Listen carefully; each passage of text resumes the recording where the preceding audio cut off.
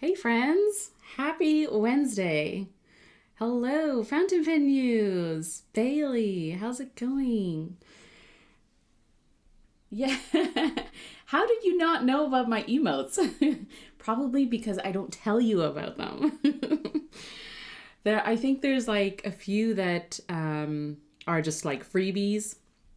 And they're the ones that I just drew on Procreate after my cat Bayless, rest in peace. And then there's also the flower ones, which are just stickers, right? Like my sticker designs I threw on there just for fun when I first started my stream a year ago or a year and something ago. And then I totally forgot about them. So I know I can make more emotes. And every time I think about it, I'm like, yeah, I will. But I just don't get to it. So they're there if you like, if you want them. Throw them in, pepper in your conversation, in your chat. And then also, whenever we raid Brad, I always remember to throw flowers at him. So that's my little reminder. If he does stream today, we'll raid his stream and we'll throw flowers at emotes at him. I love it. Procreate, yeah, Procreate is great. I will say, Procreate is awesome. It is easy to navigate. And there's so much that you could do with it that you don't necessarily have to. Like, I know there's so many tips and techniques you can use to design different things and elements. But I use it in like the most simplest way, probably, just to clean up my designs and get them ready for like stickers and stuff like that. So, but it is great. We need more Corolla stickers. I know. I need more time. I need to just sit and dedicate time to creating more stickers and designs and stuff. I love to paint, but when I actually sit down and I'm like, okay, I'm going to create a sticker design, or one of these paintings is going to become my next sticker, I always kind of, right, like you start to feel that pressure a little bit, like all of a sudden you're like, wait, it's good, but is it good enough? So yeah. I did used to have them in my Ko-fi shop, but I just found with tariffs and shipping delays and things like that, like there's more and more issues with just getting envelopes and packages to people. And so I didn't want to deal with that stress. So I took them off my Ko-fi. But yeah, maybe they'll come back at some point. I usually take a handful of them with me to pen shows, and like hand them out or trade them, and so, or throw them into Happy Mail and stuff like that. So yeah, it's super handy for that. Cleans up your art. Yeah, especially if you scan in something physical that you've created. You scan it in, and then all of a sudden, you see like spots or colors that you can clean up a little bit, and it's great for that. So you need to make new stickers, Fountain Pen News. Yes. By the way, Wendy Sue, I saw your pitch, and I'll reply to your email, but OMG, it is good. Let me just tell you that. But I'll reply with what I especially like about it too. You have one, but you can remember where you got it. Oh, yeah, probably. That's probably where you got it from. Oh, a long time ago. Yeah, like a year ago, probably. I think in the last 6 months, there were also Canada Post strikes. And so it was just like things weren't getting anywhere. And then there were delays. And so I was like, I don't want to deal with that. I was just throwing the stickers into envelopes and like snail mailing it. But, if you have to wait like months for something, it's kind of So still waiting for the pitch. I am rooting for you, Wendy Sue. I'm rooting for you. Put so many fun pen stickers on my walker in Philly. That's awesome. Yeah, you should be really proud of it, for sure. I know you are, and I could see you put a lot of work into it, just from like what you put out there. But in terms of like all the behind the scenes and all the research and lead up to it, I'm sure was a lot of work. But I love what you pitched, so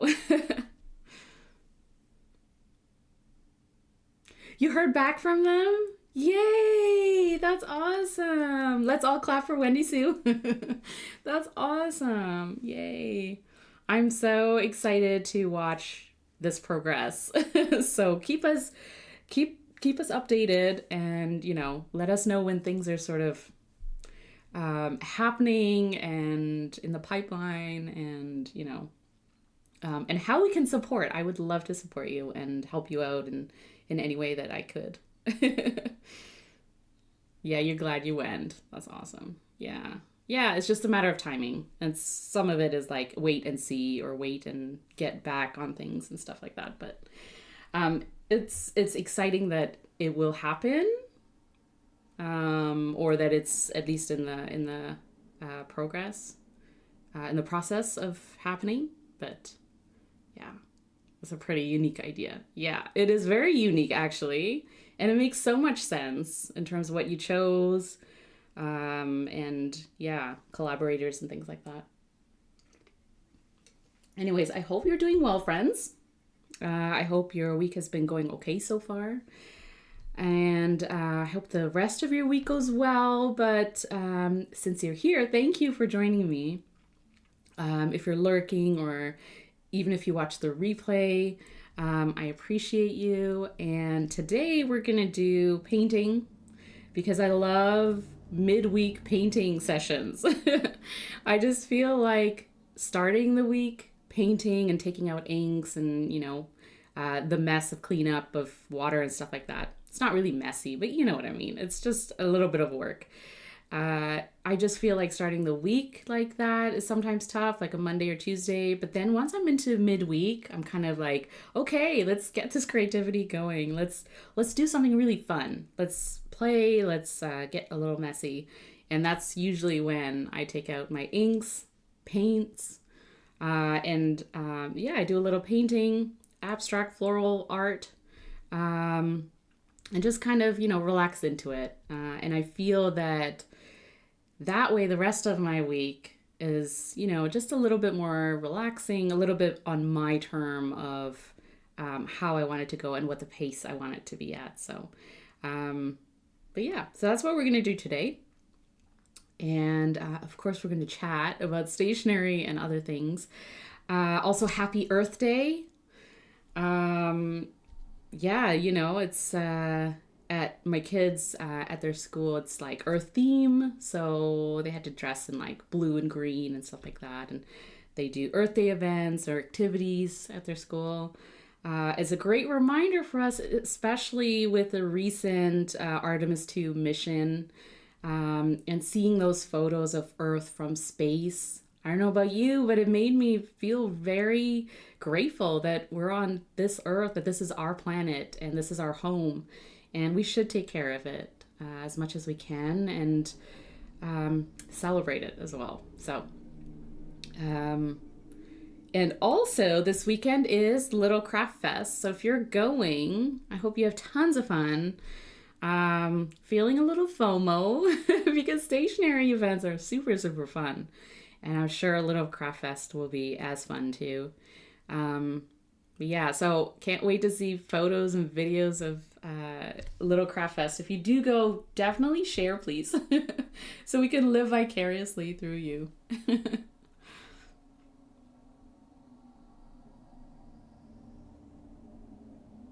Basically, they said Kilk is full for 2026, but will be open to a 2027 release.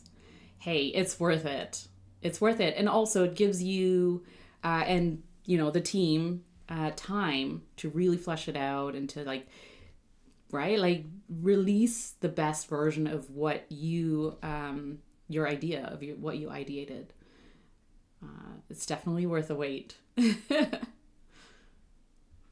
And 2027 is not that long away. We're talking 2027 planners already, right? I saw, or Hemlock and Oak, which is a Canadian planner shop. They have opened up pre-orders for 2027. I saw Filofax has 2027 inserts available. So we're in it. We're in 2027 planning mode. So listen, it'll be here faster than we think. You're debating on bringing your walker to Chicago. Yeah. Accessibility is important for sure. Hi, GHP. I assume you are going to Little Craft Fest. Yes, you'll do your best. Okay, so we'll live through you, friend. Hi, Indy. How's it going? Giveaway winner.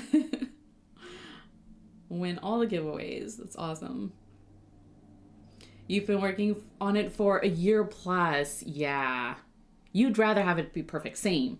I'm definitely a perfectionist when it comes to like something like that, where it's like you have an idea, you've been working on fleshing it out to be something that you would be proud of and something that you know people would love too. And you want to share that with the world. Like, let's go, let's do this, but do it in the right way, right? Don't just obviously we all want it to happen now, but it's worth the wait for sure. This is why we pre-order things. Like I would love it, but I will wait. What, 2027? Hey, we're in like nearing the end of April, okay? The Little Craft Fest show pen and inks got announced in the Fest Instagram. Oh, okay. I haven't seen it yet, I don't think. Does it look good? Do you have a link? I'm still trying to make it through 2026. I hear you, friend. Yeah.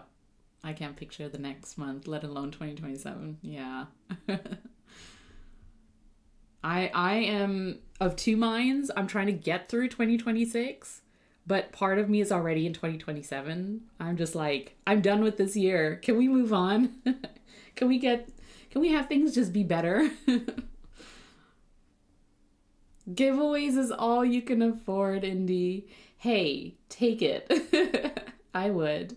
The universe is like, you know what you need is some free stuff.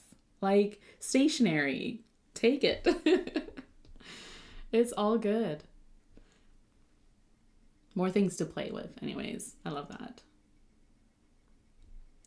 You guys, it was 89 degrees Fahrenheit in Denver yesterday. Fountain pen use, I'm going to be honest with you, I don't know what that means. What is that hot? Is that cold? Is it like hoodie weather or t-shirt and shorts? So funny. You guys are funny. Okay, link. It's hot. Thank you, Bailey. Hey, it was hot here in BC on Monday. Really hot. All right, let's see. Let's see what's going on here. Oh, wait.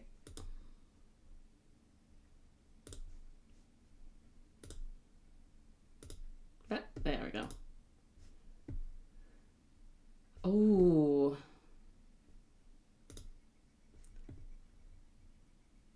Penlux, created especially, yeah. Howdy Houston. Howdy Houston.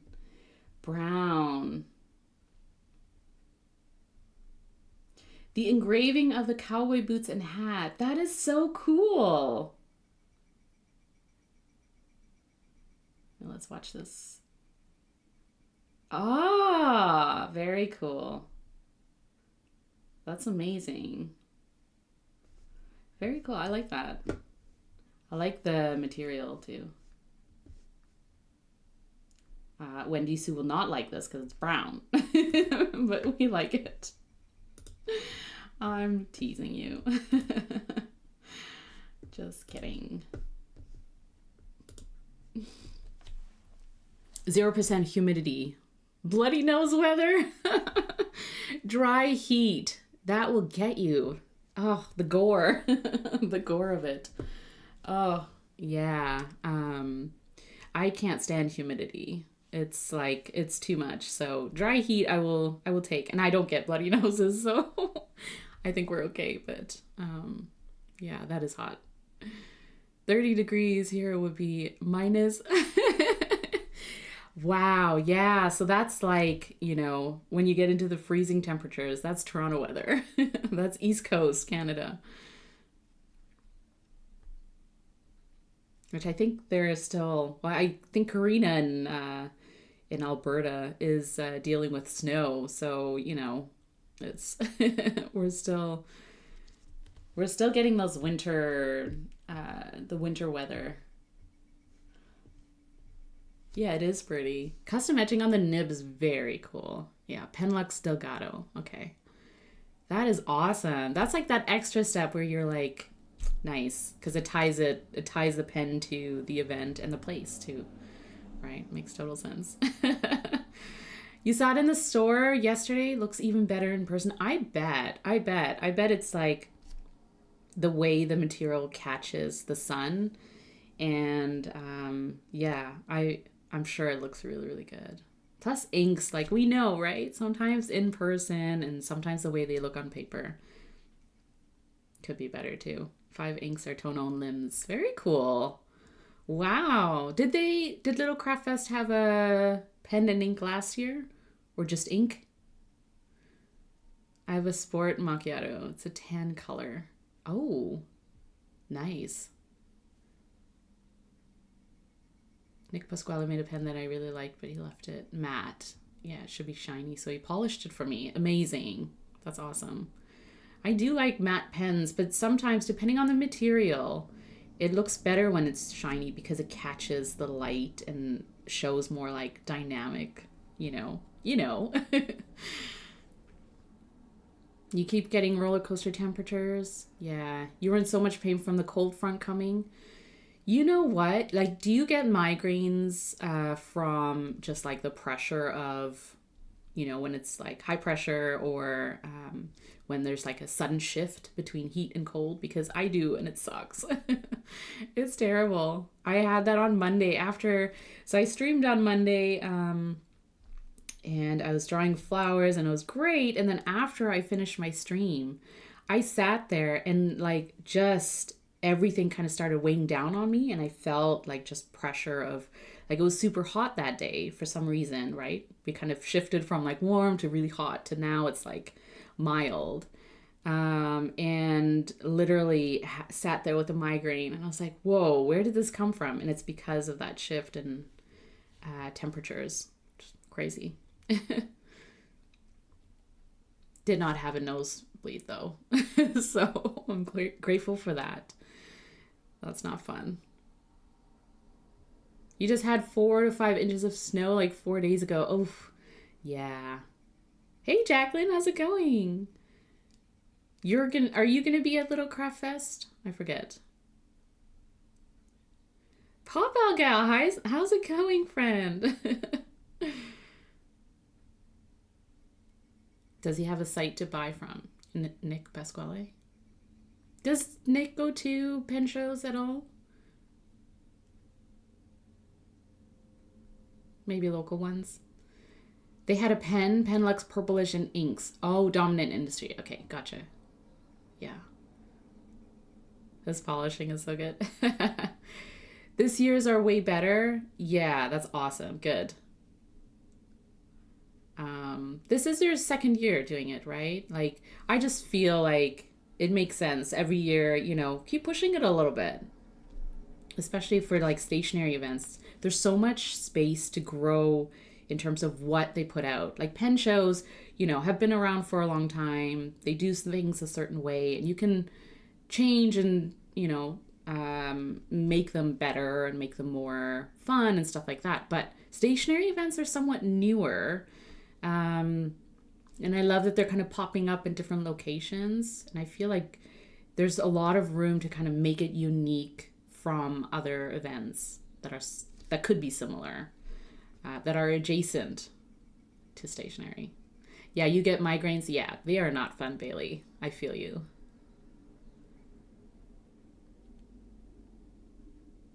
Yes to migraines. Yeah, you too, Wendy Sue. It's not fun.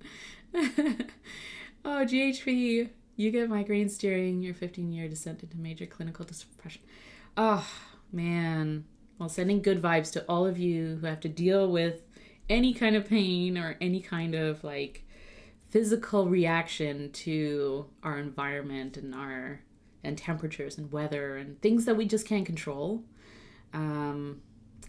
Trying to navigate that and manage symptoms is tough. You're a part of the migraine club too, G. Welcome. It's not fun here. Yeah. It can be anything from especially barometric pressure changes. Yeah, for sure. Pressure changes right away. I'm like, yep, something's coming. Something's changing.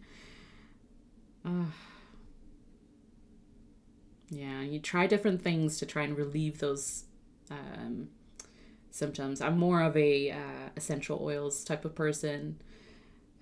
Just the way that I grew up in terms of, using oils and stuff like that. But man, sometimes it's sometimes it's medication. Sometimes you just can't get through it. He's going to Stationery Fest. That's cool. That's awesome. A lot of people are going to Stationery Fest. I am definitely going to feel FOMO over Stationery Fest. I've never been to Yoseka either, and I think it would be super, super fun. He doesn't go to many. Yeah. Weather is the most common trigger for you. Yeah, same. I know there are people who also get headaches or migraines from just like when it's really sunny, regardless of, the warmth or the dip in temperatures. It's just like when it's really, really sunny, it triggers a headache. And it's like, how are we supposed to get anything done, right? I just want to be outside and enjoy the outdoors and not have to deal with physical pain. No Little Craft Fest for you? Yeah. Chicago next weekend. Oh, right. Yes, of course. It is May. Yeah, the preparations have taken over. I bet. That's a lot of prep. But I hope that you're at least somewhat ready and prepared and you feel good about it. Hi, Hellcat. How's it going? Yeah. Workday. Yeah. I feel you. But we are here and we're going to have some creative fun. So migraines and headaches and, other things aside, we're going to power through and we're going to have some fun. Our weather right now is crazy. We have more tornado. Oh, yeah. You are like prone to tornadoes where you are. That sucks. But stay safe and keep us posted on how things go. Hopefully it doesn't get worse. Hi, everyone's favorite Hellcat. It's true. He got a personal invitation to Stationery Fest. That is an honor. Do you know who I am? It's that kind of level. It's that level of influencer, penfluencer. It's Brad's level. I can only aspire to that one day. He does sell online. Okay, that's good to know. GHP, you're looking forward to meeting Eric at Amarillo? Yes, seeing Yamamoto paper. Yeah. You hopefully get to meet Taizo Yamamoto. Yeah, very, very nice, like friendly.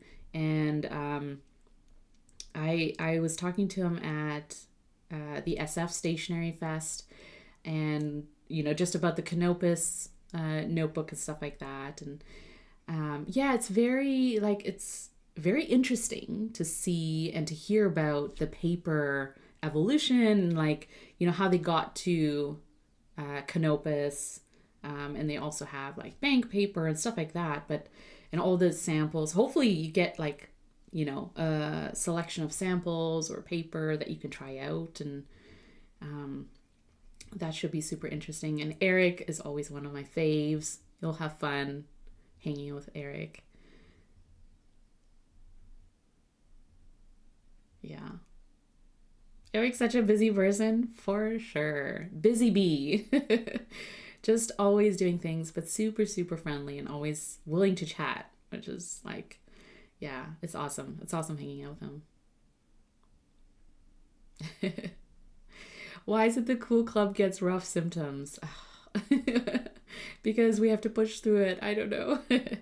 You got your mule ready for Chicago? Awesome. Anything in particular you're looking for without, you don't have to give details, but what kind of stuff are you looking for? The Chicago ink? That would be cool. You feel good about it. That's good, Jacqueline. Very exciting. And one of these years, I have to get to Chicago. It won't be this year, obviously, but maybe one of these years. Yes, I'm only trying for papier plume. Cool, cool, cool. Yeah. Awesome. Yeah. They were in last minute prep frenzy at a little craft place yesterday. I bet. Getting all the gift bags put together. Oh, yeah. That's a lot of work. Good for them. I hope it's even more successful than last year. And I heard a lot of good things last year. So I'm sure they'll have a blast. And hopefully it all goes smooth and everything goes perfectly. Everyone has a fun time. Papier Plume will be at LCF too. Oh, okay, cool. I like their inks. Ablation papers too. Also, yeah, great inks. I'll be buying all the Canopas yeah, right, GHP? Because you never know when it will be, out of stock, in stock. Just every time I see Yamamoto papers, I'm like, do I need these paper pads? Yes, I do. The answer is always yes when it comes to paper, right? Like, you never know. As long as it's good, as long as you like it. It will be good, but as long as you like it, it's your preference. You don't have a Chicago Mule fountain pen use? Yeah. I feel like it's a service that people should... there should be like some sort of like muling service.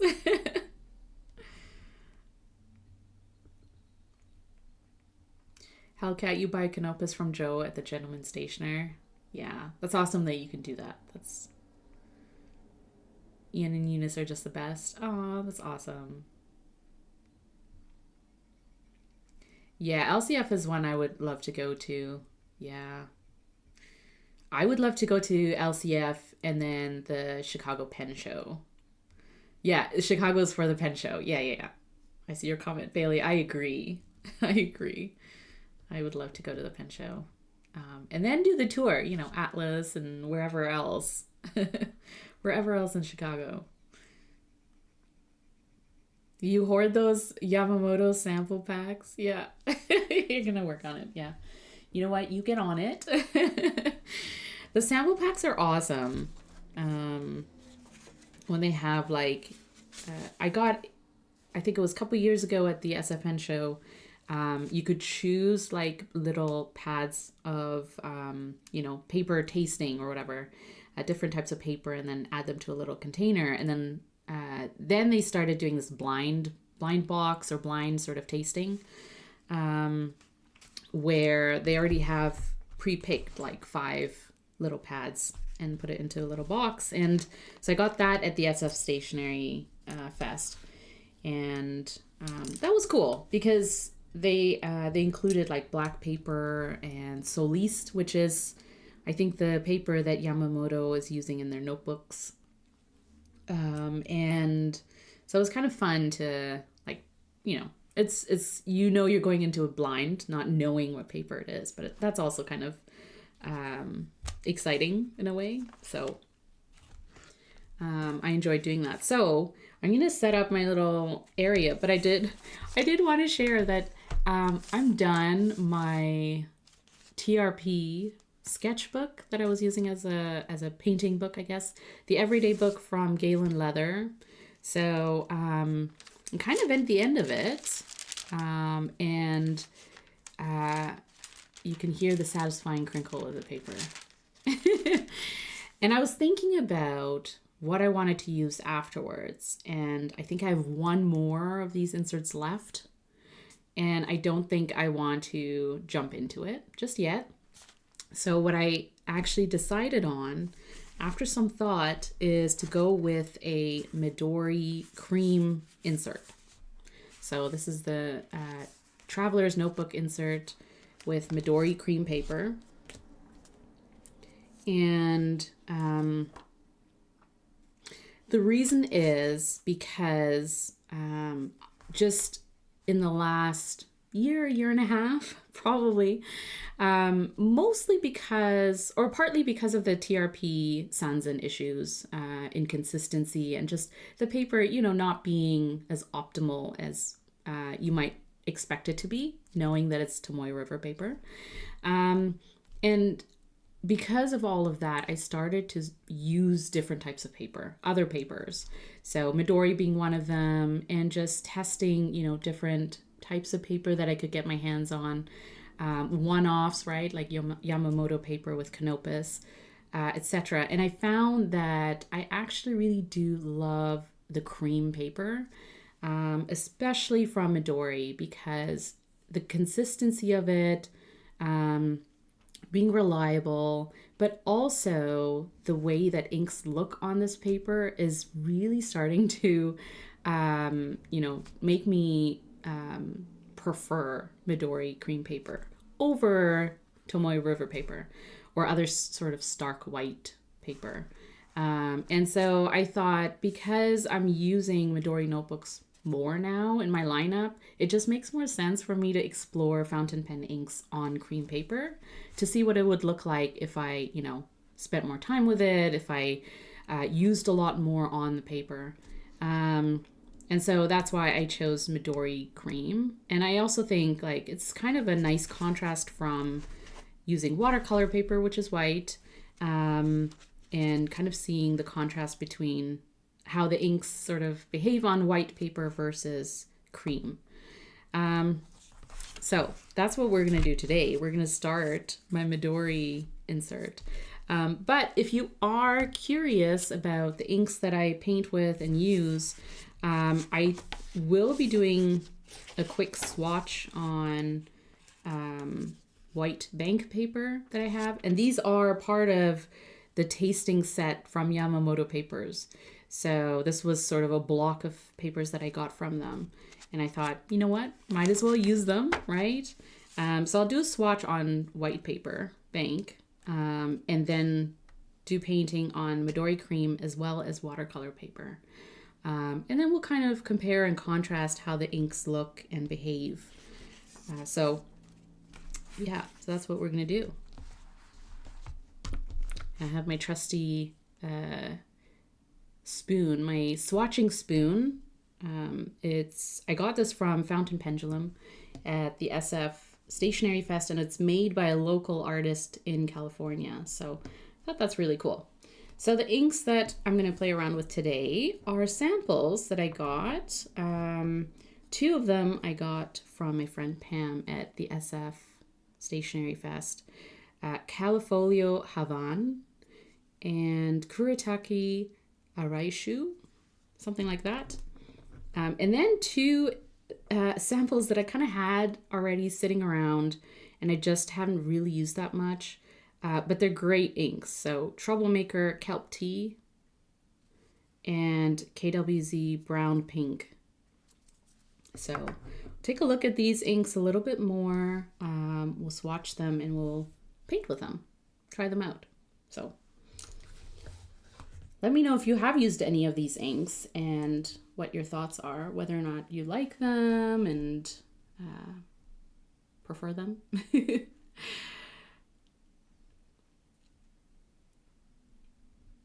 Hello, little dragon teacher.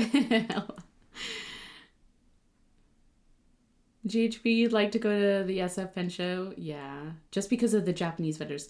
There are a lot of overseas vendors who get to the SF Pen Show. Just, I guess it's easier for them too. And yeah, it's great. SF interests me more than DC. Yeah. Yeah, they both intimidate me too, Bailey. But I go to the SF one, even though I'm like, I know it's going to be a lot. It is super, super fun though. You wish Midori had white paper. You never know, right? Like with them rebranding or, you know, sort of um, reintroducing them and launching as MD products, I feel like there's a lot more room for them to kind of like start fresh, start new. Um, and while they're kind of known for their cream paper, there's going to be a lot more like cotton and other sort of iterations and sizes of their notebooks, which I'm really excited about that. So we'll see. But Midori white paper would be cool. I agree. I agree. You were really proud that you stuck to your wish list, Papa Gal at SF. Yeah. You only purchased one pen you didn't plan on. Yeah.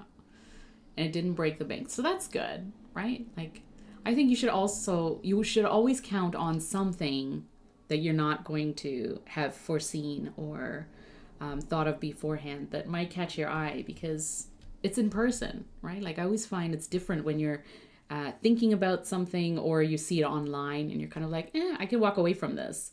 But in person, it's something else. You see it, you can touch it maybe, hold it, you know, and it's like that sudden something just draws you to it. And it's hard to say no sometimes.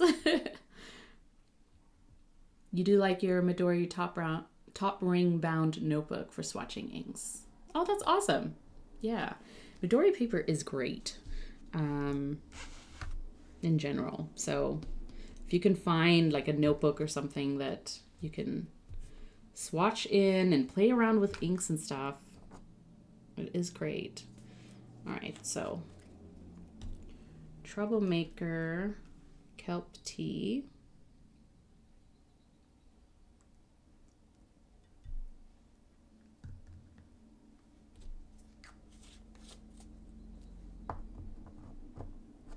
So Troublemaker Kelp Tea is this one. Let me show you.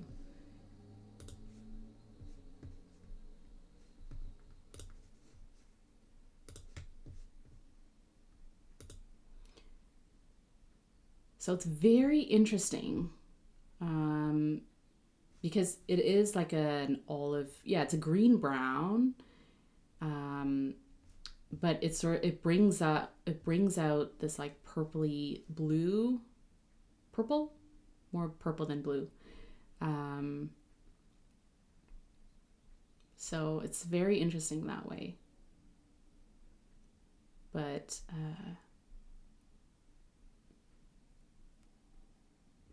yeah.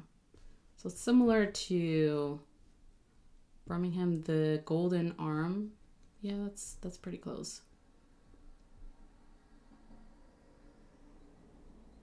It's very cool. It's very cool. So that's Kelp Tea.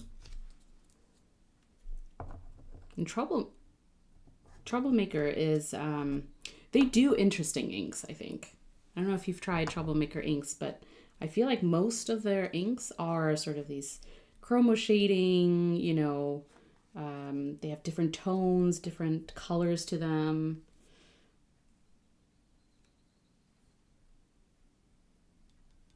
That's very, very cool to play around with.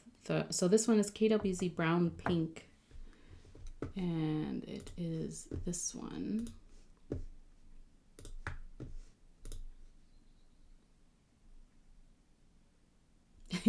Brown pink is a lovely purple.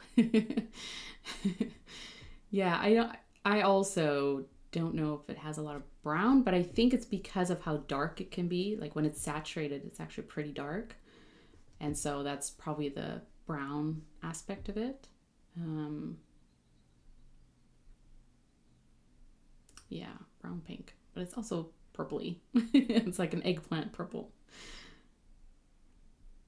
There you go. Some similar ones.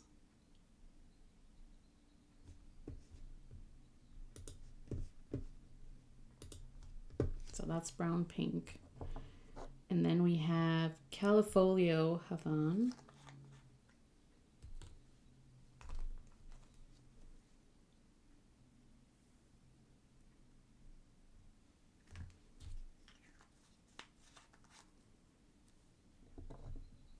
And this one is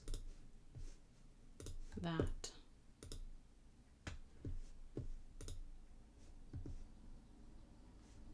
So it's a really nice sort of brownish orange, warm medium brown, medium shading. Callifolio ink is made in France, so very cool.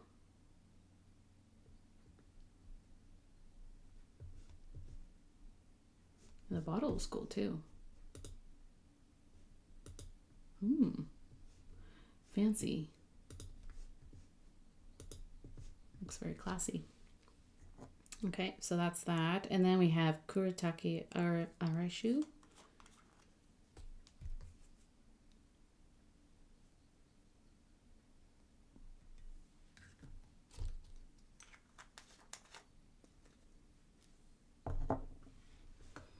And that one is this. So this one in the middle here.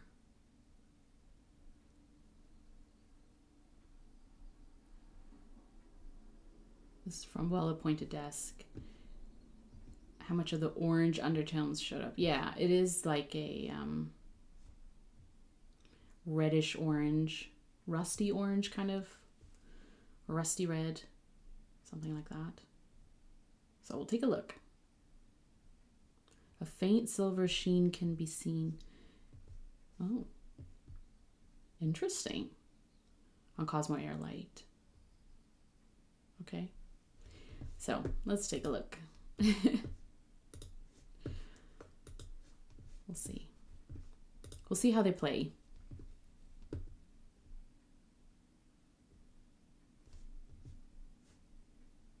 Pretty ink, yeah.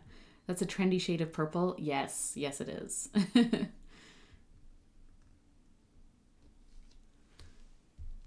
Yeah, Midori does a great job of showing the ink properties. Yeah. Okay, so let's swatch them on bank paper.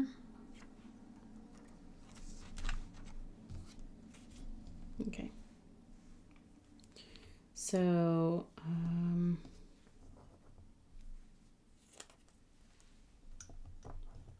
let me keep these open.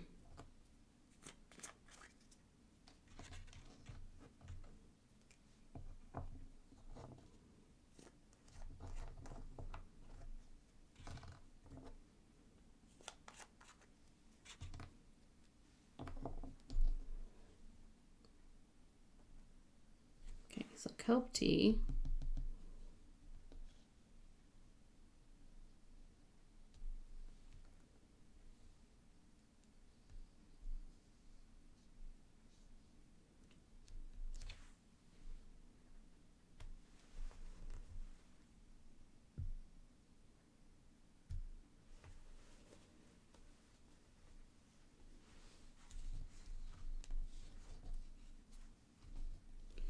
Then we have KWZ. Do that.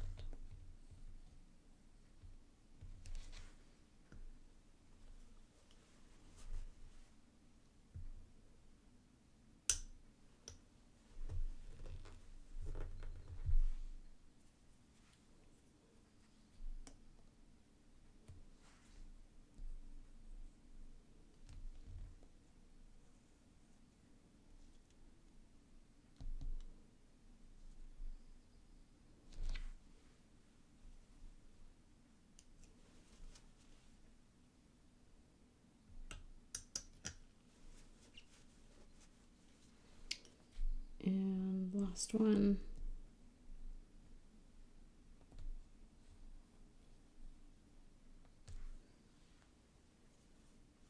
It's very bright, the Kuretake.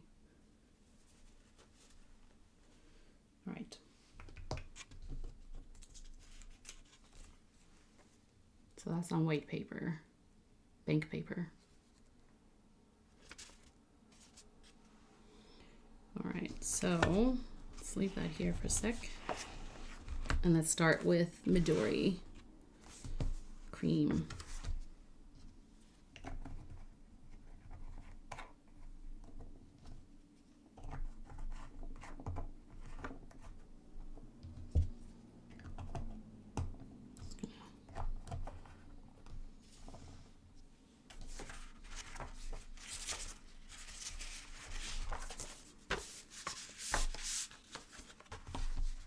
All right, so we have this bright red, and then we have this kind of warm brown, eggplanty purple, and green. So let's start with these two. We'll do brown and reddish orange, and then we'll add some purple to it.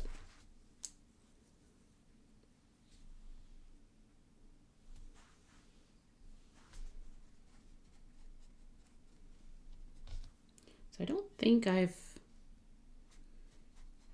painted on Midori cream paper.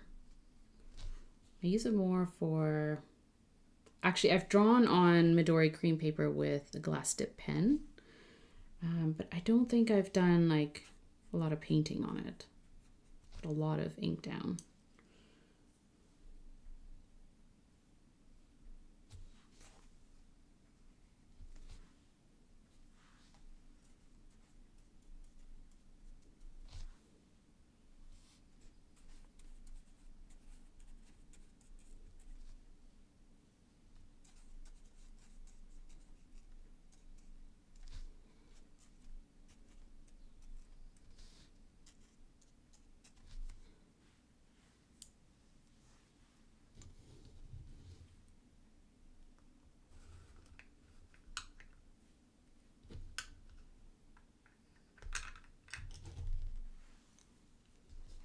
So that Kuretake ink is very bright. Even on cream paper, it's just like, here I am. Very fun. Lurking for a bit to swatch some inks. Awesome, Bailey. I just remembered I met you briefly at the Chicago Pen Show 3 years ago. It wouldn't be Chicago. I've never been to Chicago, but all right, the California Pen Show? Maybe. I like good inks in the morning. How's it going, Jesse? I do too. And these are bright, so they're going to wake us up. And they're really fun. Yeah, I agree.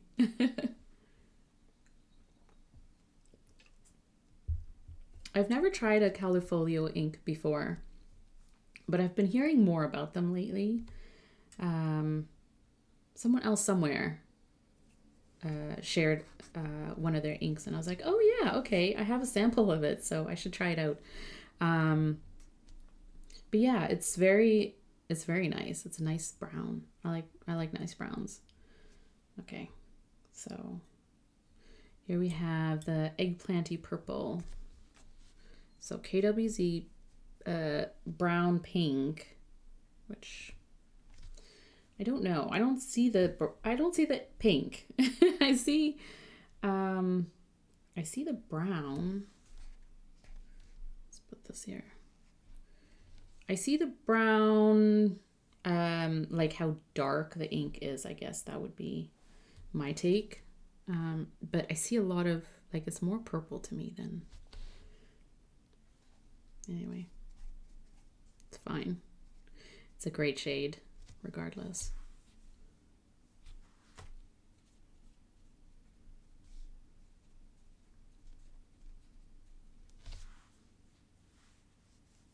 Very cool. And then we have Kelp Tea from Troublemaker.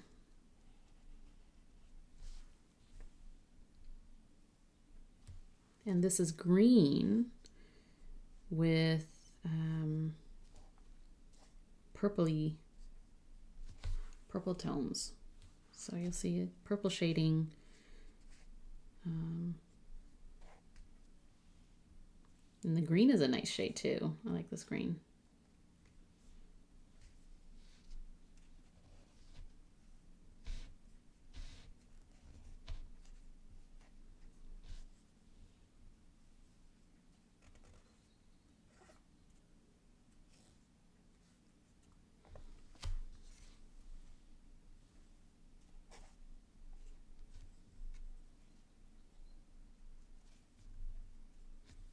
I'm going to put some brown in there.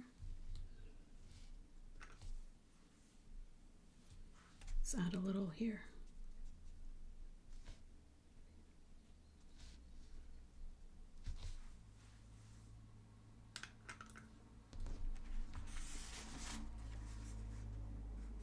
Yeah, that is a bright ink. If you're into like bright sort of reddish orange colors, that one is a great one.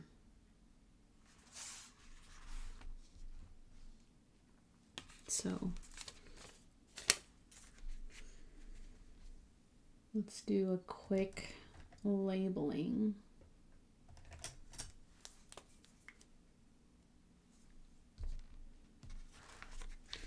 So this is Troublemaker.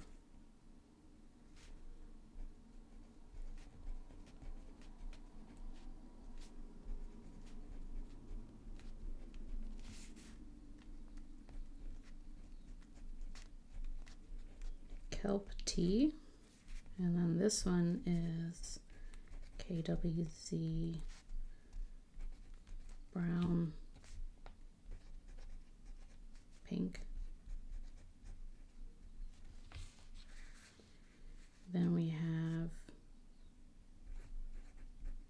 Callifolio, Havane, and then Kuretake,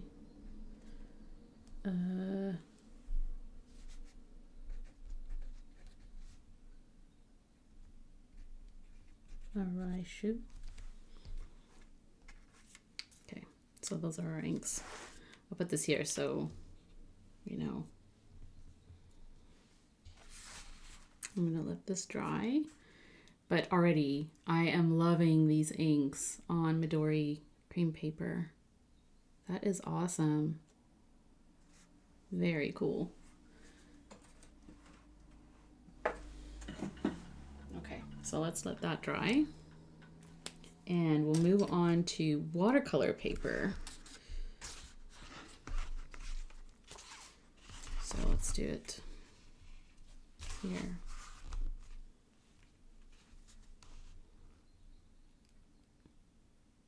Yeah, fun colors. Callifolio gris de pain.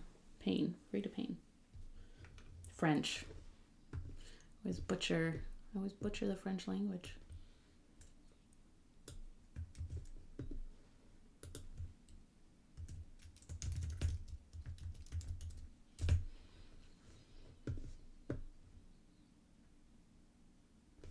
Ooh. Oh, wait.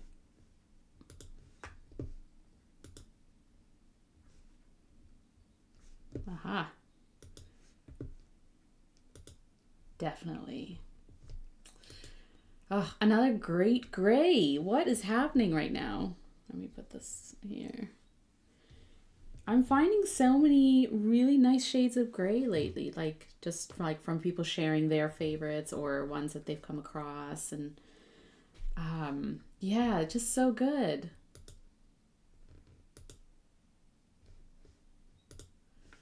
That is nice.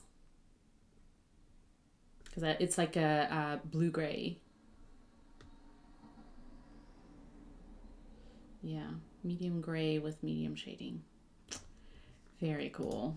I like it. It's like a warmer warmer tone. They're a little drier though, so keep that in mind. Okay, that's good to know, Bailey. They remind me of J. Ball inks in terms of flow. Yeah. Okay, that is good to know. I do like to use these types of inks with, especially if I'm just gonna, write with them. I use them with my broader nibs, so that's a good consideration.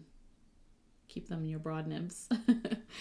You really like the green? Yeah, it helps the others pop. Yeah. You know what? I agree. I'm not typically a person who goes for bright inks, especially reds and oranges and stuff. It's just a me thing. I tend to shy away from them, but for painting, the brighter and cheery and vibrant they are, the better it looks, right? So it's kind of a trade-off. Like, I would love to paint with this ink, and it's definitely going to be one of my go-to painting inks, I think, when I really want to play around with something. But we'll see once it dries. But I have a feeling it's one of those, like, maybe once in a while, maybe once a year I might ink it up when I'm like feeling really fun. But do I need an Esterbrook Model J Capri Blue? Hellcat. Why don't you? Okay, so Model J Esterbrook, that's the smaller one. Let me look this up.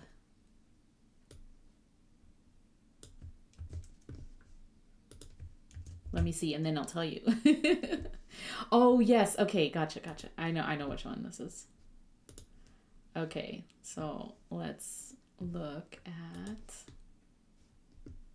Yoseka has it. Let's see how Cat. Should you get this? Now, I love the blue. I don't have a Model J, so I can't talk about, like, I can't talk to the type of pen. Have you tried a Model J before, or do you have one already? But I love that blue. That is really nice. So many ink pairings that you could potentially do with this kind of pen. It's discontinued. Okay, gotcha.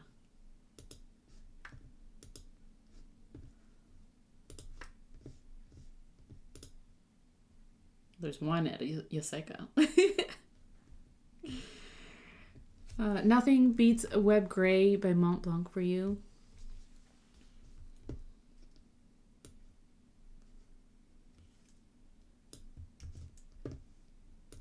I obviously need more gray inks in my life because I just keep hearing about more gray inks. All right, let's see. Ah, that's nice. And they drew with it too. Very cool. Silvery gray of a spider's web. I like it. Oh, wow, the box.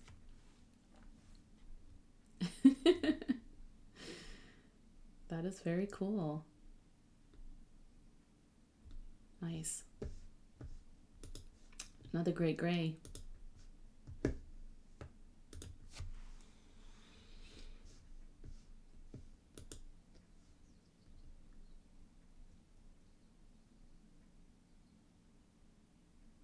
Yeah, you do need to get me a sample of your Hellcat gray ink.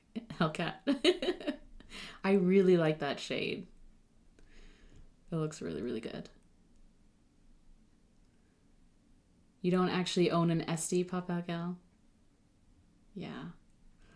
Though an SD is different from the Model J. That's why I was like, wait, Model J.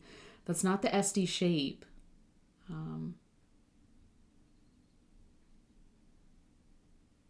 But I don't think I've heard anything negative about like a Model J shape or anything like that, so.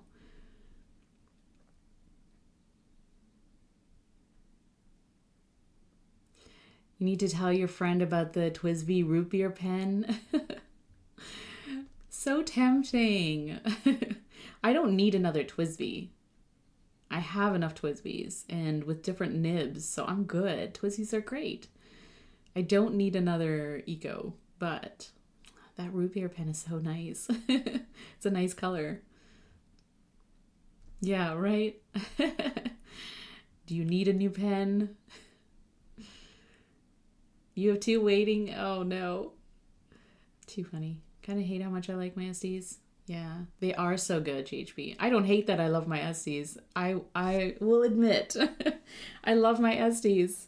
It's just something about the shape and writing with them. Yoba number 6, that makes them so good right out of the box. If you get a pen that writes perfectly out of a box, that's like the experience, right? That's the experience you want to have. Not all do, but if it does, it's like, yes. You have too many SDs. Oh no. Is there such a thing? Maybe. You started to play around with mixing tonal and limbs inks. Oh, GHP, how's that going? Tonal and limbs inks are interesting too. They have some very interesting shades. People like Model J. It's just smaller. Yeah, the size is smaller. It's not the same shape, so when you're holding it, it just feels different, I assume. Yeah, you're having. Oh, GHP, you asked about the Techo nib in Brad's stream yesterday, right? I was gonna say I have a YouTube video that compares and does like a writing sample and all this stuff with the Techo nib. And just like from personal experience, I love the Techo nib. I love any of CY's nibs, just because like the feedback of it is just perfect for me. So you can kind of feel as you're writing, you can feel the nib, you can sort of, you know, and I love the angles of it. And it depends because the Techo nib is ground from a broad nib. So depending on how you kind of prefer your nibs to be ground, I guess. So I have a Techo nib, and then I also asked CY to grind one from a double broad nib.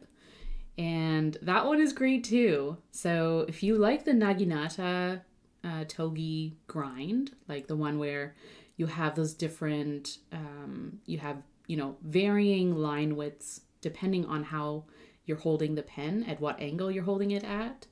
So you have a, finer line higher up, and then as you sort of hold it at a lower angle, you get those thicker, broader lines. Then you might like it as well. But so it's one of my like favorite nibs for sure. Yeah, an amber tortoise. It's pretty. You can't buy another Twisby? You cannot. I refuse to get another Twisby. Is what we say before we buy another Twisby. You have 4 Esties, Hellcat. That's awesome. I think I have 5, maybe. Nouveau Bleu with an M Katana from Kirk is just sublime. Yeah, I have my Techo nib in my Nouveau Bleu, and it is so good. Katana is nice. It's a good grind. Yeah, and it is similar, right? It's a similar variation. The sea glass is pretty with the journaler. That was a total impulse buy, but it's a pretty pen, so I get it. You do like the Naginatas. Okay, yeah. Matthew Chen's Kodachi, yeah. I need one of those. I need Matthew Chen's version. The Perspective from Gina, all really, really good nib. Yeah, love my Kodachi too. Or Katana. I need a Kodachi. I need Matthew's grind. But I like the Katana, Kirk's version. I like the Perspective, Gina's version, CY's as well.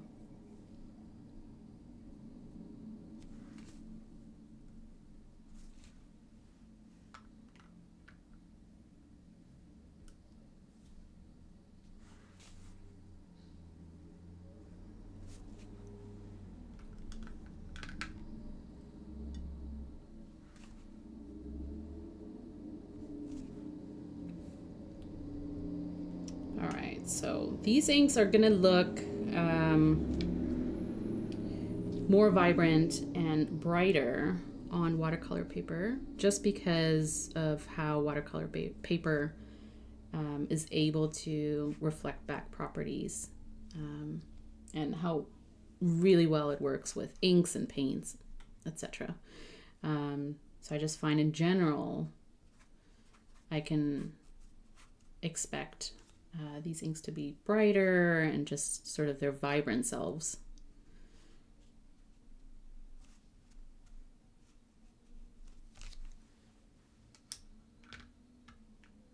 And you can put down a lot more of the ink on this watercolor paper. So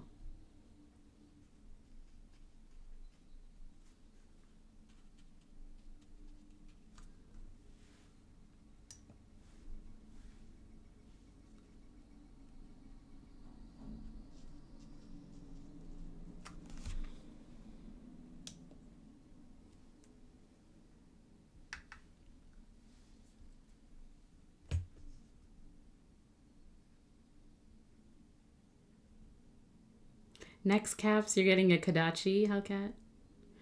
Yeah, it's on my list.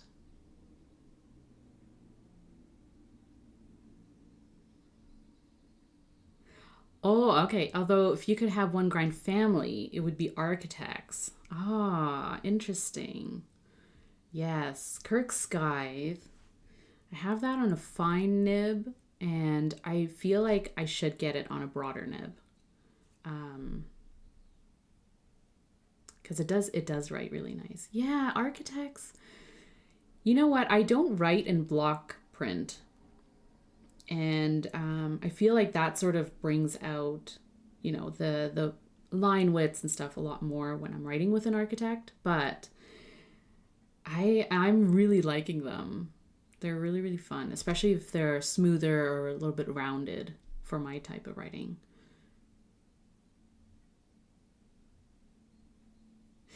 Yeah. You have a BB Kodachi on a Pilot 743. It's in a Skogsy Elved. Oh man, that is a great pairing.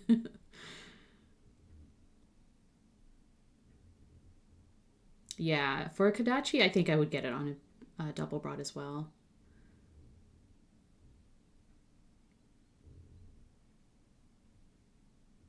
If you get an appointment, you should be able to. Hopefully, we're gonna cross our fingers for you that you get it. Yeah, Kirk's Diamond is one of those nibs I want to definitely try. Architect on both sides. It's very cool.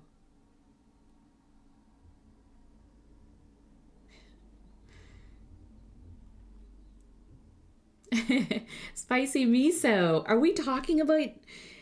Also, I found out yesterday it's pronounced akebi because we hear someone saying akibi and I just mimic. But yeah, did we say akebi? I don't know.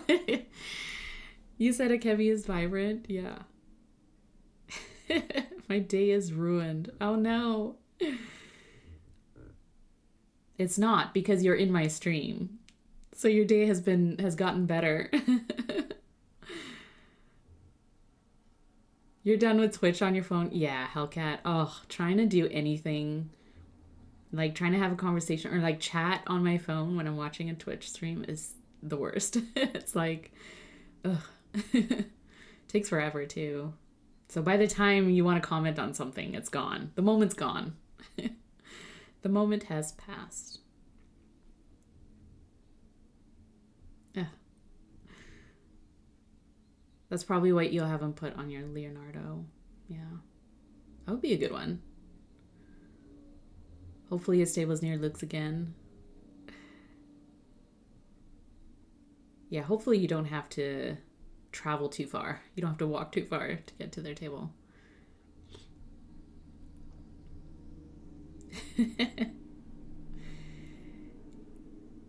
You're either using your B3776 or your 743 coarse nib. Okay, yeah. It's his newest grind. Gotcha. That's why I haven't seen it before. Because you know how Kirk has his tester pens? Um, I don't think I saw it at the SF Pen Show last year. Is it newer than that? Or maybe I just didn't see it. But I do like when I get a nib grind. I like sitting there and testing all the nibs, all the tester pens they have out. Um, just to try them out, have a reference. His wife, Crystal recommended. Yeah. This guy, this great on narrower nibs. Okay, that's good to know. Yeah, I do like it on the F nib. It's just that I don't use fine or finer as often. That's why. But I did like it on that one. And it's on a Benu because I have a Benu. It's actually the Pen Addict anniversary collaboration with Benu Pen. And I just got it in fine. And then I was like, you know what? I don't really write with fine nibs too often. And I took it to the pen show. And Kirk was like, let me throw a scythe on there for you. And I was like, okay. It is fun. It's like a really nice, smooth nib to write with. Use Apple autocomplete. No. Don't talk to me about autocorrect. Autocorrect. It's like very like things I would normally say. Where is my phone getting these things? Yeah, if he was your local guy, me too. I'd be in so much trouble if I could actually get to any of the nib specialists. If they were in my area, I'd be toast. Although it would be easier than trying to get appointments at pen shows, so. Get the Kadachi on a thick, juicy nib. Yeah, go double broad, always. The Naginata grind or whatever, yeah. Today is a brown ink discussion. Well, kind of, but kind of not. We have eggplant purple in there, which is similar to Akebi. Similar, but not the same. Or too close. Yeah, I usually choose B or BB nib for grinds. Especially if you like wider, broader nibs. And if you use them for your writing. I know, people like having them done on their finer nibs. As long as you can kind of see a little bit of variation, you can notice it. So on maybe not on all custom grinds, but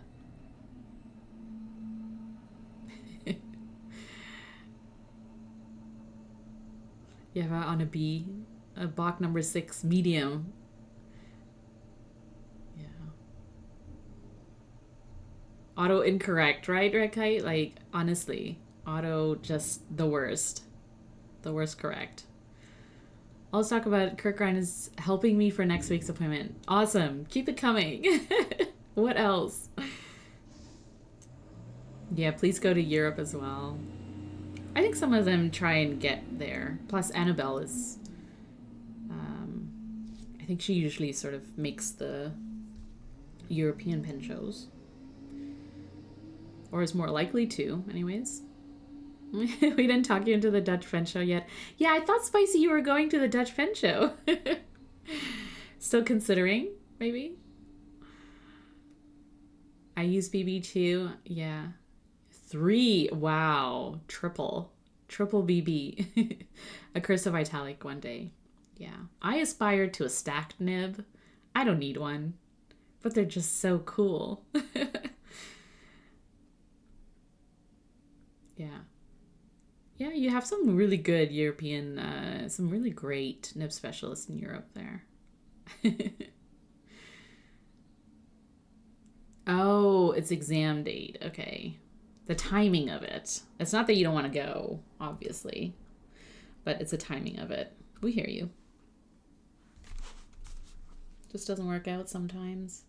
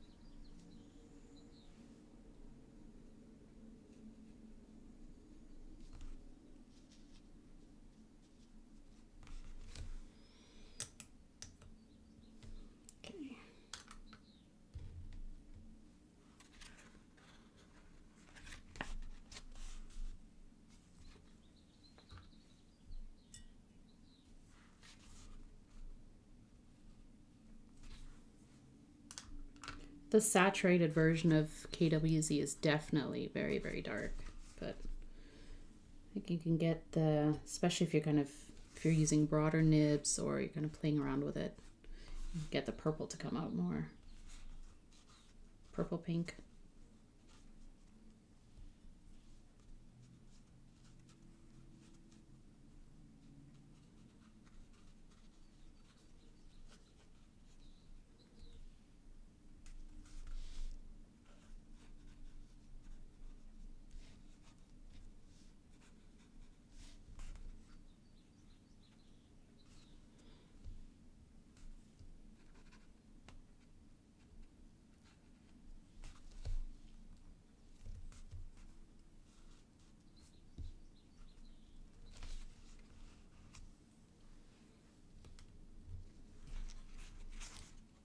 still very bright. The Kuretake. So we have a pretty dry version. Still drying a little bit here, but so it is like a rich red. You can kind of see where the shading is. Very cool. That green though, right? Like it goes down when you're using it. It's green. And then as soon as it dries, you get the shading really, really pretty.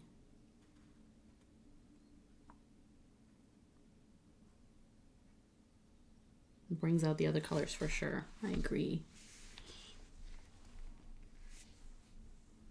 There is a triple B nib. Might be hard to find. I don't know who carries it, but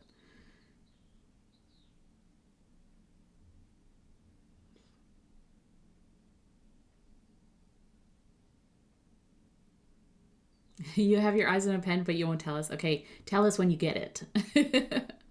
Because I want to know. Annabelle harmonic nib. Oh, right?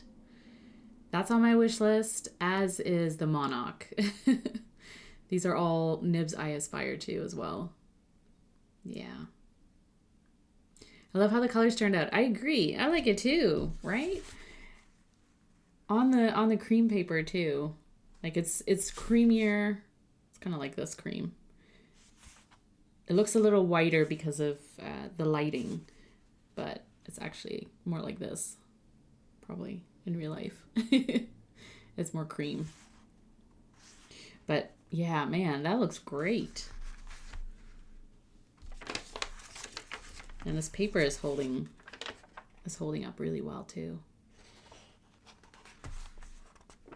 Which is fine. I typically don't like to paint on the other side of a piece, just because if it does bleed through, I put down a lot of ink, so sometimes it will bleed through. I don't really want that, so I have no problem just using one side.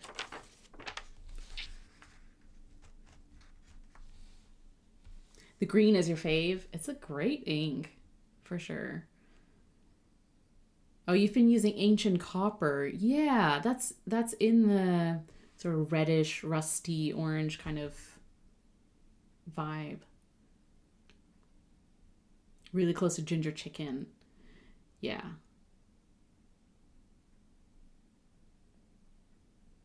Should be on everyone's nib wish list, right?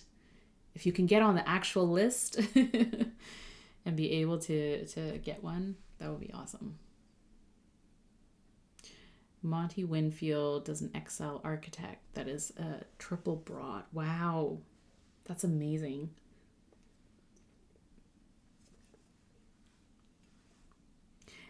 You were today years old when you found out about the BBB. I've never tried. No, I have. I have tried them at pen shows, but I've never, like, I don't have one, so it's not like yeah, they're extra juicy. It's only 1,200, right? This is why. It takes years to save up for. No, I don't know how long the wait list is anyways. I'm sure it's pretty long, but yeah. 1,600 euros starting out. Ooh. That's the only thing you could buy that 1 year. That's your budget. That's your yearly budget. That's all. Ancient copper is great. Yeah. Monteverde Fire Opal is also interesting.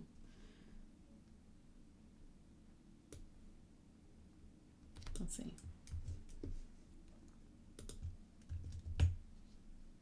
Oh, yeah. Similar. Let's see here. Fire Opal from the Gemstone collection. Ooh, wow. It is fiery.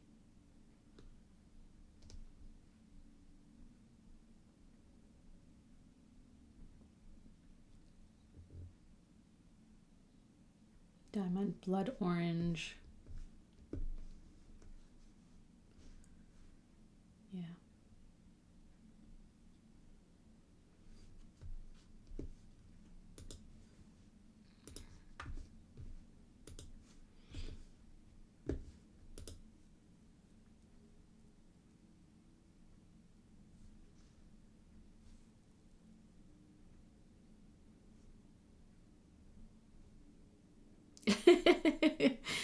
Spicy miso. You got automated smart detection beta.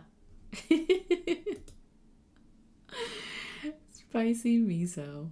The spicy comments. Automata is like, what do I do with this? It's a beta catch.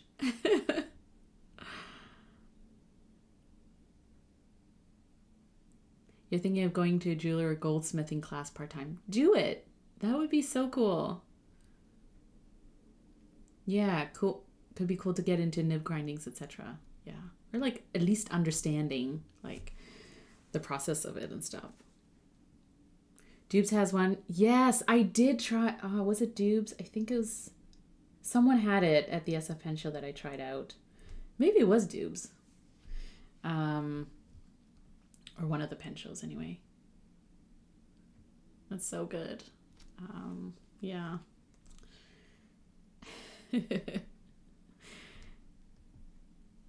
Yeah, way to go, Spicy, right? Way to catch it, Automod. Spicy miso is very sus. All right, so now I'm just gonna add a little bit of detail.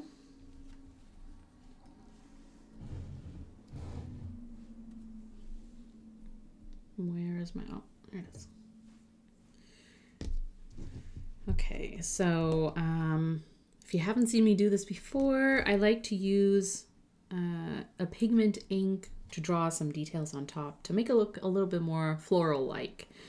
And I use this Kakimori black pigment ink and a Kakimori stainless steel dip nib and a Zodiac Penco holder from Bart.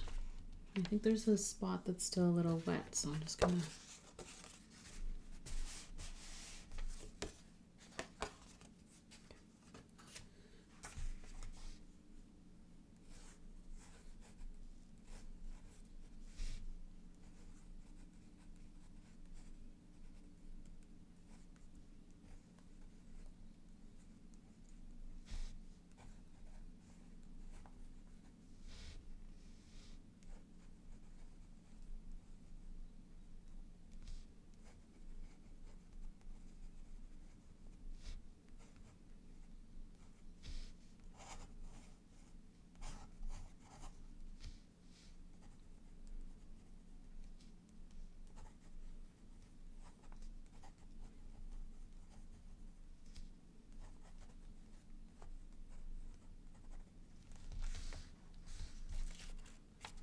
So if you're wondering the experience of painting and drawing on Midori cream paper. So if you missed the beginning or the outset of my stream, I am done with my TRP insert. So I finished it. It's complete.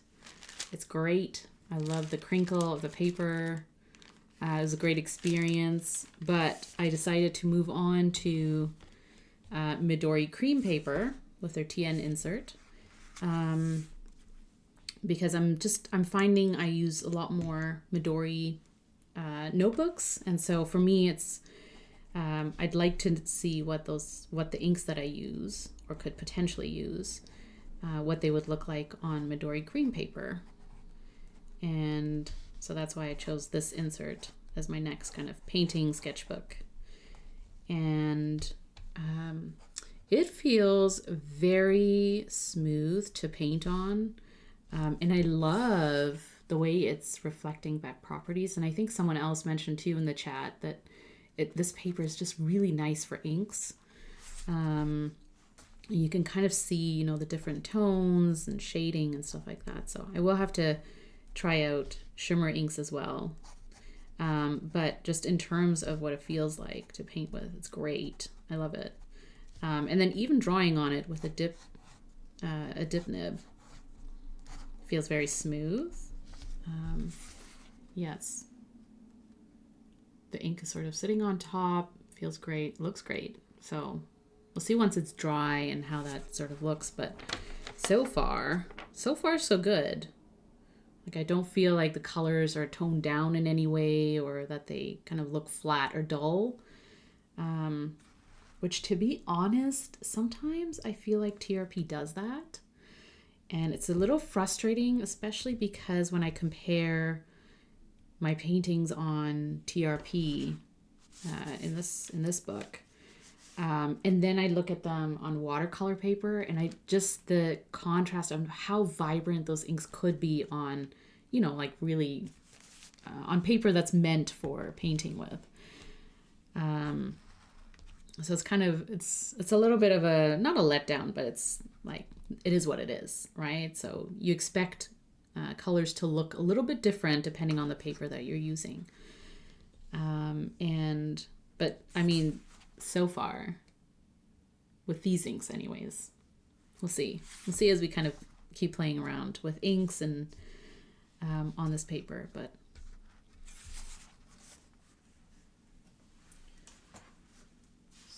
That. And then watercolor paper. A couple of the inks are still drying, but that's okay.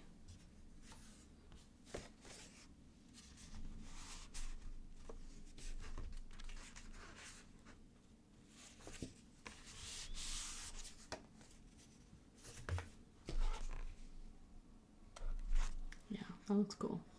So the green in this one is, it's a little bit more green.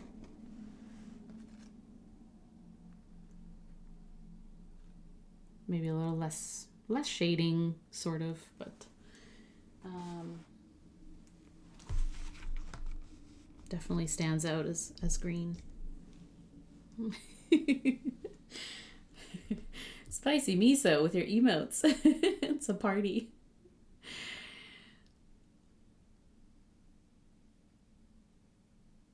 I was able to make a new name combining Akebi and Tsukio. It was a bad idea. Oh my goodness. B6 Slim. Yeah. Is that your go-to spicy miso? B6 Slim. Midori over TRP. Sanzen. Yeah. Sanzen. I have thoughts. You love the emote. I know, it's so fun, isn't it? Get you sorry and try it out. Yeah, I am. Yeah, it's €9 here in Europe. That's awesome. I am definitely up for trying different kinds of papers, and testing them out and seeing how they perform.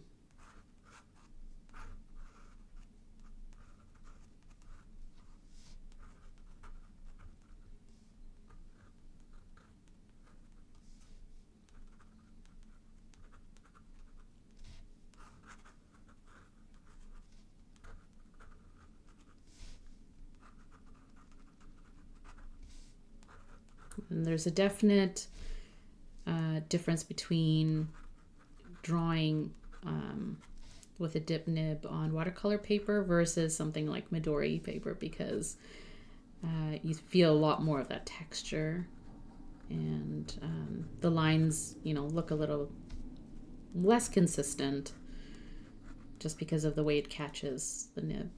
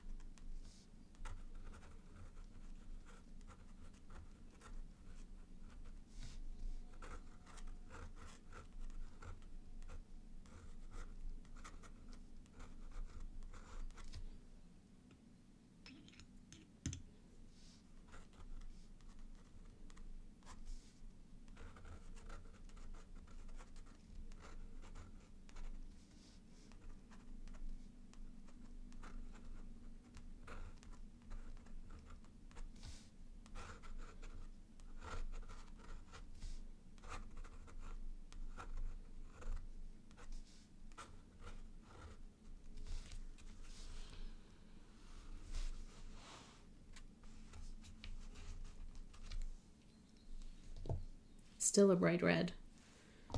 Red-orange. But we saw, I think it was Mountain of Ink, where we were looking at Kuretake Araishu. And it said there was like a slight silver shading to it. A little bit. Or sheen. So that's interesting. The way it kind of reflects back light. Where some of these other colors are just kind of standard, right?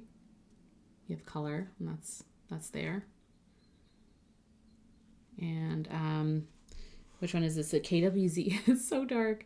I think I just got like a really good saturated swatch in.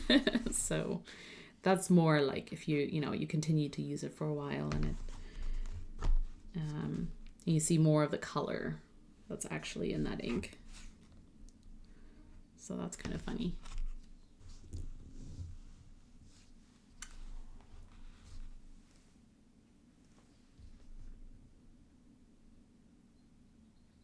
From a French streamer. That's where the emote is from. Better than TRP. Interesting. You'll have to stream for a few days so I can put up some emotes. Yo, you're going to make an emote out of this. You're on eBay. Hellcat. What's happening? Come back to us. This is going to be an emote. What do we have? Oh my gosh.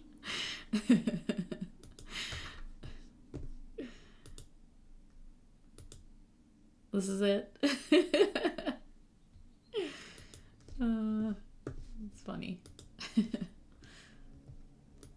a great POV. Go find a vintage fan, look at it, feel it. Oh my goodness. Spicy miso. Add to cart and pay. No, close the window and then join us and play with inks. This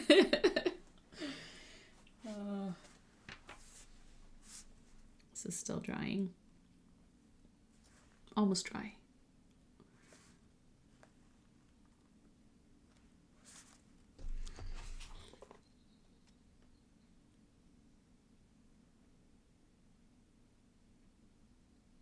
I think the biggest difference in inks is probably the Troublemaker Kelp Tea between these two types of papers.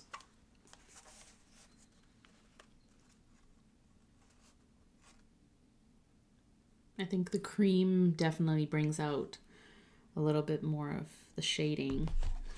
And then on bank paper, it looks paler. Sort of looks like a paler green, but then, sort of the saturated, where it pools, you can see a little bit of that pink, little purple in there.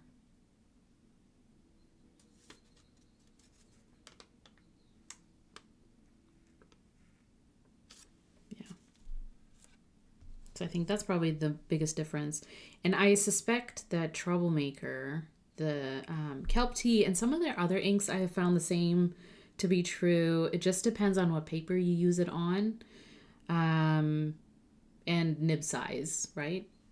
In terms of how much of the shading you'll see and how the green or whatever color it's meant to be, the primary color of it, how it sort of reflects back on the paper that you're using it on. And it may not look the same across various papers.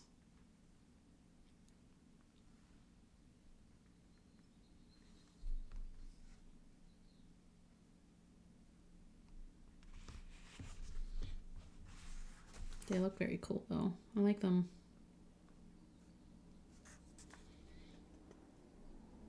Very nice. They're great colors for cream paper because I feel like they get kind of toned down a little bit. Even the KWZ, like that is a bright red orange, but it feels like it gets toned down a little bit with the other inks and just being on this paper. It doesn't stand out on the white paper for sure.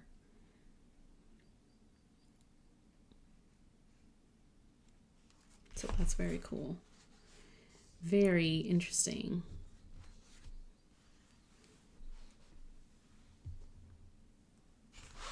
So I think what I'm going to do is I'm just going to add, let's try. I'm just going to add this swatch to this paper, just to show on white paper versus the swatch on the cream paper. But I'll leave it at that, like that for now. Which one do you like? What's your go-to? Or which one intrigues you the most? I think we know Papa Gal likes the green. Which one would you be drawn to? Try out. Let's put it like this.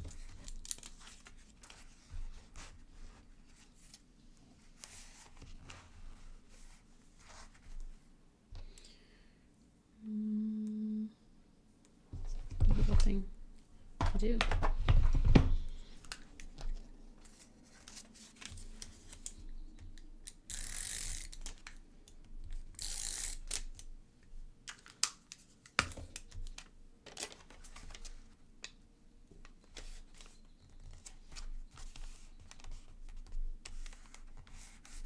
All right, there we go. Green, yeah, you're drawn to the swampy green color. Yeah, it is nice. Kelp tea.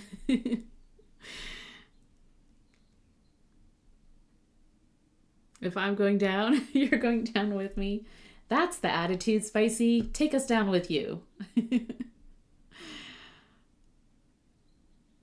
You're looking at vintage pelicans. Ooh, yeah, they are nice. Dangerous. Step away. Brian gave a fantastic lesson on vintage nibs yesterday. Yeah. The Brian Anderson.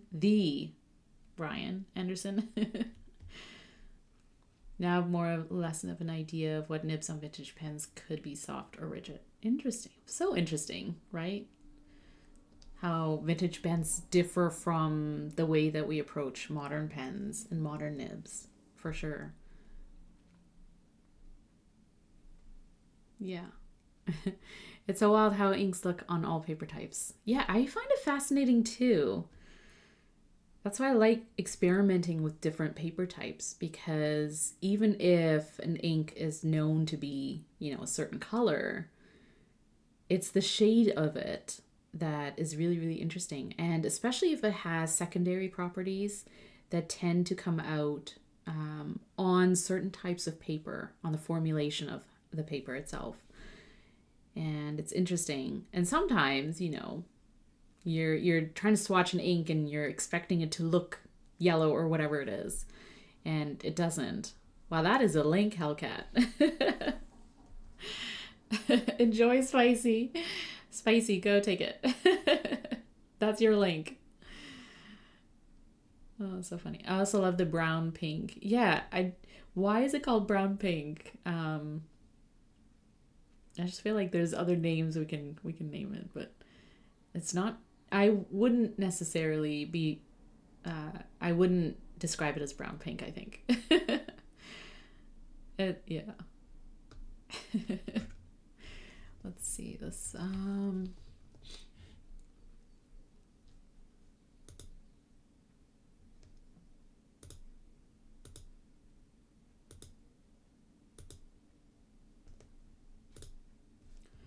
Okay, so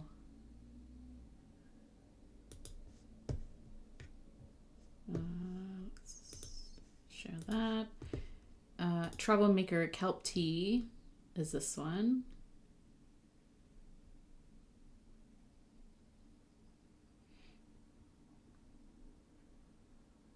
So it looks green when wet and then dries to an olive green or brown with, I would say, kind of a pink, sometimes purple tone. And then KW is the brown pink. It's actually more purple. And when it's wet or saturated, it does look brown. At least like the darkest version of this purple. Yeah. It is a pretty purple. It's a typical kind of purple, I think. Then Kuretake Araishu. This is nice. Yeah, so here it said a faint silver sheen can be seen, which is very cool. It's the way the light catches where it pools, where the ink pools. It gives you a little bit of a sheen there. And then Callifolio Havane. This really, really nice warm brown color. So if you're into like coffee shades, lattes, and this might be up your alley.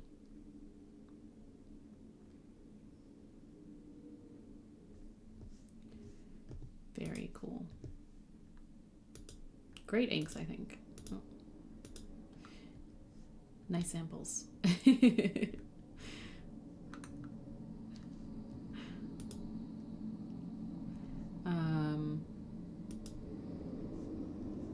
Kelp Tea. Do you want the link for it? Okay, I'm gonna share.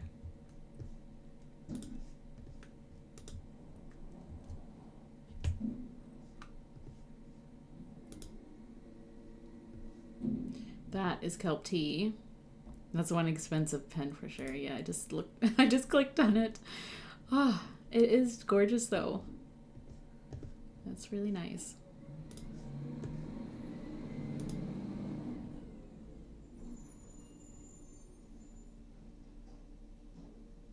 Yeah, Brian. Brian does pen repair streams very often. Yeah.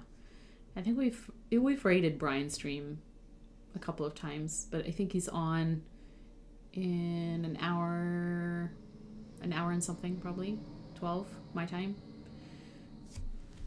Yeah. Yeah.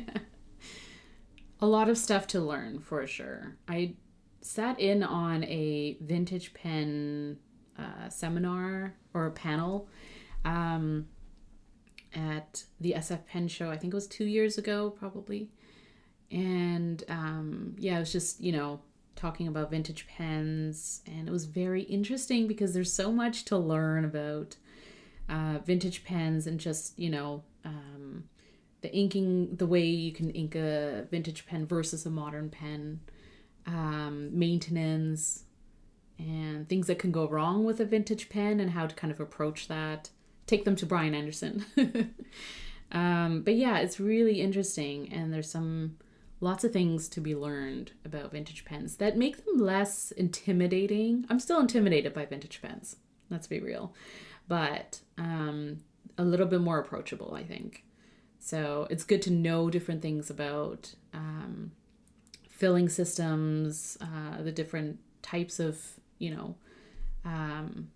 pens are out there, and the brands, and even the nibs, right? Like you get softer nibs, the more you know about vintage pens, the better it is, just because of what to expect from them. And the last thing you want to do is get a vintage pen and then kind of push it too far. You do want to take care of them. So yeah, there is a lot of knowledge to be gained from him. Brian knows a lot. Yesterday I learned something I wouldn't have expected to learn. The things you pick up too, right? Like you can ask questions, of course. And Brian's one of those people that will, answer them and help you out and stuff. But also just things you pick up when someone's talking about how they're cleaning a pen, or how a pen is put together and stuff. I love Brian's streams. Yeah, he's definitely worth watching. I love having him on in the background while I'm doing other things too, and just kind of pick up on the lingo and just, how he speaks about vintage pens and stuff. Yeah, he's a very nice person. Yes, yeah, for sure. You missed yesterday's. You have to go watch it. Yeah. I'll see if I can clip what he was explaining. Yeah, that would be awesome. Spicy miso. Nick Pang and Mike from Mad Mercantile are also excellent vintage.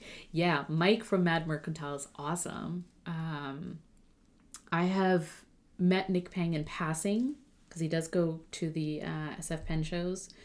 But I sat with Mike the last couple of shows, and I love that he, sort of talks to you about your preference and your writing style. And then he sort of picks out different pens that he thinks would align with what you would prefer and what you would like. And it's not necessarily the ones that you would pick out or be drawn to aesthetically, right? It's also what nibs they have, how easy or, how complicated filling systems can be. And then he sort of like pulls out a few, and I'm like, it's very, very cool. It's very cool to be surprised in a way where you're like, I would have never picked out that pen probably because it looks a little plain or it's this color or whatever. But when you kind of hold it or, feel it, and some of them you can test as well. And yeah, it's very interesting. It's very cool. I'm still by no means going to be a vintage pen collector, but, the couple of pens that I do have, and the last one I got was from Mike at Mad Mercantile, a Parker Maxima, and it had a left oblique nib, and I would have never chosen that just because I don't think it's meant for my grip or the way I grip my pens. But after playing around with it, I was like, this is such a cool nib, such a cool pen. And it's always really, really fun to use when I do ink it up. So I was trying to remember who led the Pelican Talk at SF last year. Oh, I don't remember. They're so knowledgeable. Yeah. It's very cool when you can attend those types of like seminars or talks. Because, the more you can learn about a pen, especially from someone who is like super experienced, has probably tried the wrong ways of using those pens and learned from that. And then kind of knows how they're structured and what they're like, how you should use them and stuff like that. It's very interesting. I learned so much from those talks where I'm like, I didn't know this stuff before, right? And like, you could potentially read about it, but there's nothing better than experience of someone who's used these pens, who's gone through trying them out and stuff. But yeah, for sure. Well, let's keep chatting, but if you follow Brad and you see a notification come up, let me know, because then we'll hop over and raid his channel. But also, we can keep chatting about inks and pens and everything in between, and shows as well. Brian taught one thing for sure: some people flexing their nibs so much they're mad. Yeah, I think fountain pen use would tell you that too. Flex pens can be fun, but careful, like careful of the flex. Some pens and nibs can take the flex more than other pens, and not all pens are flex. They're going to destroy their nibs. That would not be good. Not a vintage pen collector yet. Exactly. I need a few more years probably before I can really dive into the vintage pen world. I'm good just being, a bystander with a couple of vintage pens. EF2, wow, quadruple B. Yeah, it's crazy, right? Yeah. Super, super flex. I have so many thoughts about flex. I bet you do, Wendy Sue. I bet. Yeah, watch Brian stream a bit before buying a vintage pen, for sure. I would say watch his stream for a while. Or at least go and ask questions too. Sometimes I find like I don't know what the right question is to like broaden my knowledge.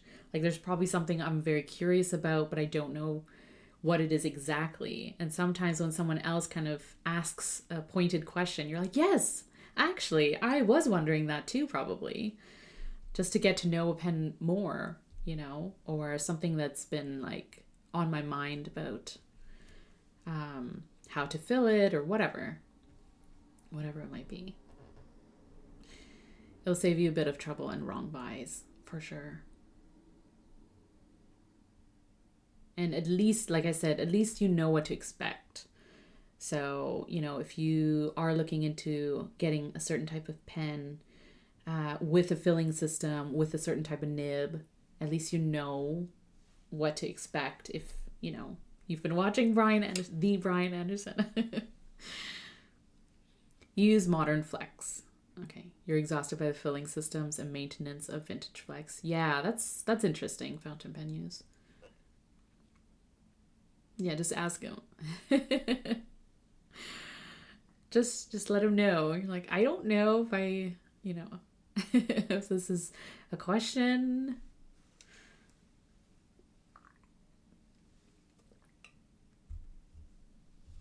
Let's see. What is this? I don't know the right questions. Yeah, he always says the stuff I need to hear. That's exactly it, Indy. That's what I meant by like, sometimes I don't know what I'm trying to ask. But yeah, he says it and I'm like, you know what? That's probably what I was wondering. Thanks so much for the follow, caller. And welcome in. Speaking of EEF to all of the B's.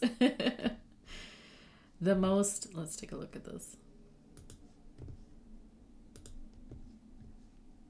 Oh my.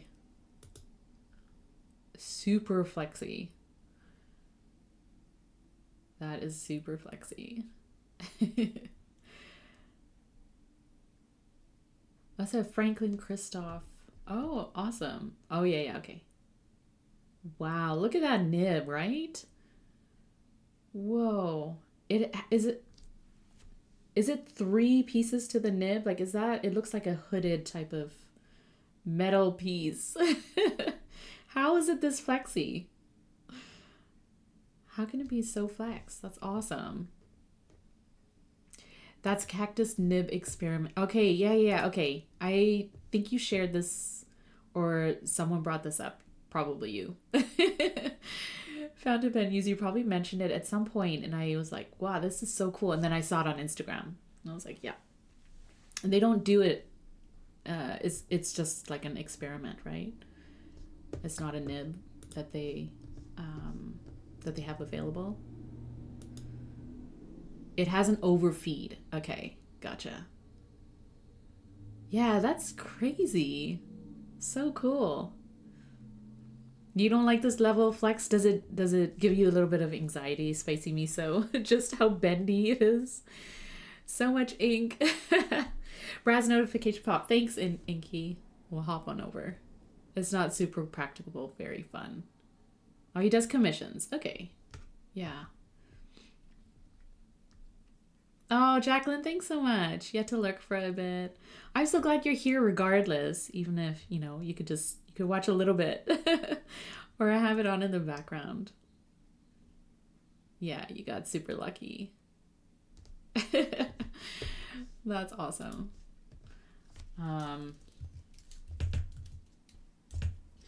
Yeah, I mean, anytime you're able to join my stream and just be here, it makes my day. And also it gives me an excuse to do this, right? Because otherwise, if I'm not streaming it, then I'm kind of like, I put it off too. I'm like, I don't have time for this. I should be doing other things, or maybe I'll do it later and then I don't. So, this way I get to do it. I get to hang out with you all. We get to chat. It's always a good time and I appreciate you so much. And yeah, thanks for sharing your experience. Things I learned from my own stream, not from me, but from you all. So I learned a lot. I kind of walk away with like, okay, like, yeah, now I know these things. So yeah, thanks for hanging out. Thanks for lurking. Thanks for being here. If you're watching the replay, again, thank you so much. Next stream will most likely be next Monday. But if you don't follow me on Instagram, do, because that's where I post updates. But I think, yeah, next week will be Monday and Wednesday usual. So I'm going to set up the stream, and we'll hop on over to Brad's stream. Throw flower emotes at him if you have them, or throw, anything at him. Anything fun. So we'll go over there, okay? Let me set it up, and then I'll say a quick bye. And then we'll hang out there. It's super fun. Okay, pen addict.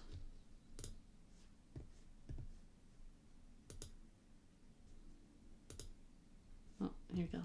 Starting a raid. So we're ready to go over there. I'll see you there, friends. And I'll see you next week. Thanks so much for being here. Have a great rest of your week. All right, I'll see you there. Bye, friends.